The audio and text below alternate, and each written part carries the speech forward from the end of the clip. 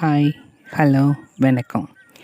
குறிப்பாக இந்த பாட்ட சொல்லணும்னா, நம்ம ஜானகி அம்மா இருக்காங்கல்ல, அந்த ஜானகி அம்மாவோட காந்த குரலுக்காகவே இந்த பாட்ட பார்க்குறவங்க ஏராளமான பேர் இருப்பாங்க. 90 ஹிட்ஸில் ஒரு அமர்க்கலமான ஒரு ஜோடின்னு எடுத்துக்கிட்டா பிரசாந்த், சிம்ரன். ஸோ இவங்க நடிப்பில் வெளிவந்த அனைத்து படங்களும் மகத்தான வெற்றி பெற்றிருக்கு. அதில் குறிப்பாக எனக்கு ரொம்ப ஃபேவரட்னா இந்த பாட்டு காதலர்களுக்காக ரொம்ப பிடித்தமான ஒரு பாட்டு. இந்த காதலுக்காக மேகத்தெல்லாம் காகிதமாக செஞ்சு எப்படியெல்லாம் கொண்டு வந்திருக்காங்க. இந்த இந்த சாங்ஸ் எடுத்துக்கிட்டிங்கன்னா 90 ஹிட்ஸில் மறக்க முடியாத ஒரு பாட்டுன்னு கூட சொல்லலாம். ஏன்னா அந்த காலத்தில் 90 ஹிட்ஸில் பிறந்தவங்களுக்கு நிறைய பேர்களுக்கு வந்து காதலி கிடையாது. ஸோ அப்போ காதலி கிடையாது என்ன பண்ணுவாங்க, இந்த பாட்டை கேட்டால் தனக்கும் ஒரு காதலி இருப்பாங்க, இல்லாட்டி தனக்கும் ஒரு காதல்னு இருப்பாங்க அப்படி சொல்லிட்டு இந்த பாட்டை நிறைய பேர் ரசிச்சிருப்பாங்க.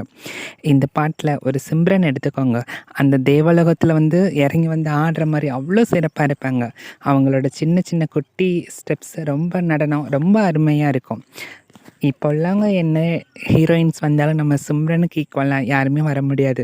அந்த அழகு, முகபாவனை, அந்த நளினம் இதெல்லாம் சூப்பராக இருக்கும் சிம்ரன் கிட்ட. இந்த இந்த பாடல் பெரும்பாலும் உலகத்தின் அழகிய அருவியான அந்த நயகரா இருக்குல்ல, அங்கே தான் இந்த பாடல் வந்து எடுத்திருக்காங்க. இந்த பாட்டு ஹிந்திலேயும் பயங்கரமான ஒரு ஒரு அழகாக செதுக்கியிருந்தாங்க. இதில் ஒரு மாயாஜாலம் இருக்கும் இந்த பாட்டில். நீங்கள் தமிழ் மற்றும் ஹிந்தி இந்த பதிப்புகளை கேட்டு பாருங்களேன்.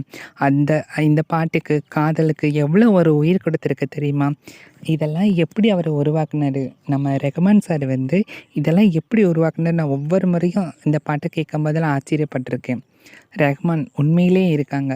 ஸோ இந்த பாட்டு எல்லா காதலர்களுக்கும் ரொம்ப ரொம்ப பிடித்தமான ஒரு பாடல். என்ன பாடல்னு பார்க்குறீங்களா? ஜோடி படத்தில் நம்ம பிரசாந்த், சிம்ரன் நடித்த காதல் கடிதம் தீட்டவே மேகம் எல்லாம் காகிதம்.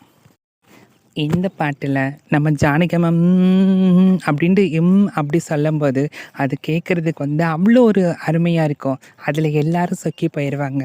அதில் அந்த சிம்ரன் கன்னத்தில் சுற்றி அந்த ஒரு விதமான பொட்டு வச்சுக்கிட்டு கருப்பு ட்ரெஸ்ஸில் ரொம்ப அழகாக இருப்பாங்க. இந்த இந்த பாட்டில் நம்ம ஜானகி அம்மா இருக்காங்கல்ல, அவங்களோட குரல் வந்து ஒரு குழந்தைத்தனமான ஒரு குரலாக இருக்கும்.